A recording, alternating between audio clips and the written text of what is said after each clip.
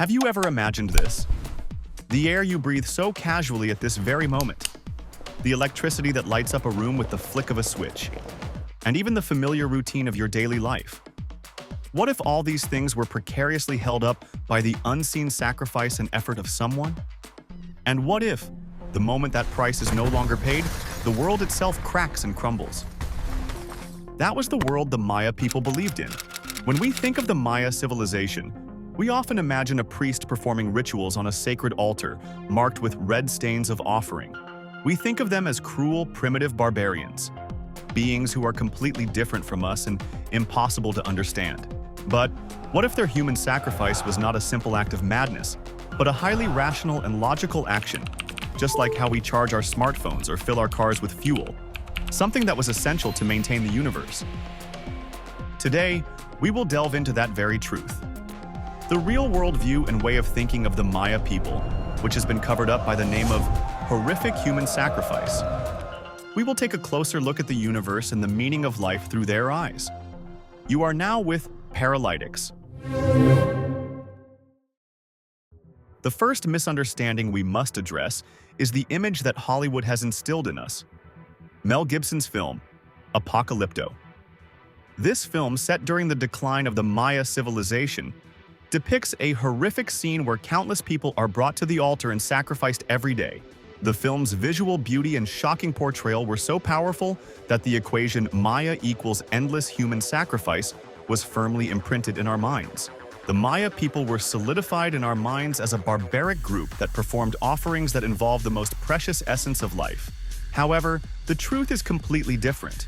According to the latest archaeological research, the scenes in the movie are merely a severe exaggeration of the actual Maya culture. While human sacrifice was not entirely absent, it was not a routine, indiscriminate ritual repeated daily as shown in the movie. Rather, they performed human sacrifice on rare occasions, imbued with immense significance. For example, at the moment of a king's accession, when a great temple was completed, or at a moment of crisis that threatened the survival of the civilization, such as a severe drought that had lasted for several years. It's as if we don't light the Olympic torch every day. The Maya's human sacrifice was also a symbol that marked the climax of a special ritual. So why do we still remember the Maya as the Empire of Blood? Behind this is the Aztec civilization. The Aztecs actually performed large-scale human sacrifices. But there is something that must be clearly stated here. The Maya and the Aztecs were not civilizations of the same era or region. They were not fully contemporaneous. The horrific scenes witnessed and recorded by the Spanish conquistadors were actually those of the Aztecs. However, because that image was so powerful, it ended up covering the Maya civilization with the same appearance. This is similar to the phenomenon where pyramids existed not only in Egypt, but also in Maya and Aztec civilizations. But most people immediately think of Egypt when they hear the word pyramid. A specific image was so strong that it came to represent the entire culture. Now, let's delve deep into the way of thinking of the Maya people. The Maya believed that the world we live in was created through the sacrifice of the gods. According to their creation myth, the Popol Vuh, the gods mixed their own blood and flesh to create humans. Therefore, from the moment they were born, humans were beings who already owed an immense debt of life to the gods. They believed that this debt accumulated over time, and if it was not repaid, the balance of the universe itself would collapse. So, what was the most certain way to repay this debt? The Maya's answer was to offer blood. The Maya believed that a sacred life force called Ku resided in human blood.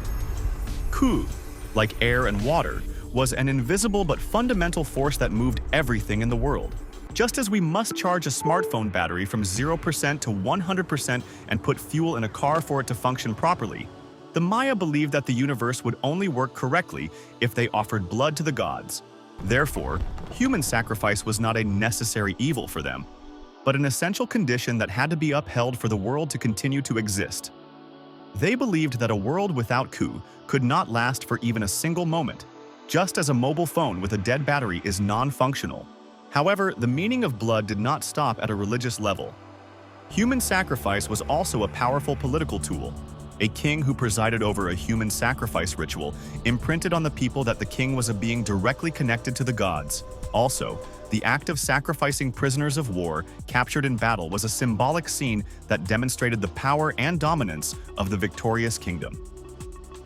Now we are curious. Who exactly were the victims to be offered that blood? From here, the story shakes our common sense to its core.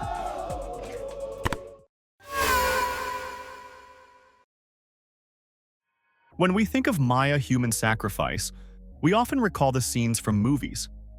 Brave warriors captured in battle being dragged to the altar to be sacrificed. Indeed, kings or nobles of enemy nations were the most valuable sacrifices. They believed that their blood contained more ka. Just as we offer the most precious and rare things, like gold or diamonds, to God, the Maya offered the leaders of enemy nations to the gods. However, recent archaeological research has completely overturned this old common sense. In the famous ruin of Chichen Itza on Mexico's Yucatan Peninsula, there is a sacred sinkhole called the cenote. The numerous skeletons found here during excavation were long believed to be those of young maidens. However, the latest DNA analysis results completely shattered this hypothesis. Surprisingly, the analysis revealed that many of the remains belonged to very young individuals, sometimes even siblings or close relatives. This shows that human sacrifice was not limited to external enemies. Even within the community, children with pure souls were offered to the gods. The reasons for this could be various. It could be because they believed children had the purest souls, or it could have been the community's ultimate sacrifice to endure in the face of disasters like extreme drought or plague. And one more thing. The targets of sacrifice were not only outsiders or children. Maya kings and nobles themselves also offered their bodies to the gods, performing bloodletting rituals, which involved piercing their tongues and genitals with obsidian blades or thorny ropes and letting blood flow. It is painful just to imagine, but this was considered the most sacred act, where the king communicated directly with the gods and prayed for his people. In today's terms, it is similar to a political leader going on a hunger strike, shaving his head, or performing charitable acts to show his sacrifice for the people. Ultimately, by showing that the king endured his own suffering, he proved that he was a sacred being connecting the gods and the people. From a modern perspective, the Maya civilization's practice of human sacrifice, which involved rituals that could end life in extremely violent ways, appears utterly brutal. It seems like a savage act of violence that is difficult for modern people to comprehend. However, when viewed through the eyes of the people of that time, a deep philosophy of the cycle of death and rebirth was embedded within those cruel acts. For the Maya people, death was not an end. The sacrificial victim was not merely losing their life, but was considered to become one with the gods and be reborn to create new life. Just as a seed must decay in the soil to finally sprout, they believed that, as mentioned earlier, only by sacrificing the most precious thing could the world be sustained and new abundance would come. Human sacrifice was thus an act of creation that maintained the world, not destruction. And in reality, human sacrifice was just one aspect of the Maya's sacrificial culture. While human sacrifice was undoubtedly common in the early days of the civilization, as society stabilized and developed, they also offered animals, including jaguars, to the gods, as well as valuable objects like jade and ceramics.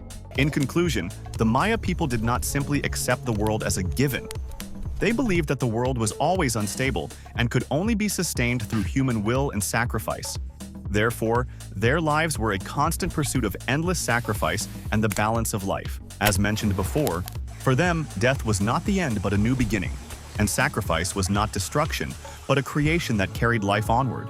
Perhaps the Maya's human sacrifice was an extreme expression of gratitude and reverence for all the things we take for granted in our daily lives. They considered everything in the world to be a blessing from the gods, and they made it their reason for existence to offer up the most precious thing to maintain that blessing. Today's video is not meant to glorify them, but rather, when we look at them again now, I hope we can see not just the simple label of brutal savages, but the anguish and conviction of a civilization that tried to sustain the cosmos and life itself. If you found today's video interesting, please join us by subscribing and liking. In our next story, we'll delve deeply into the hidden truths and mysteries of the world with you.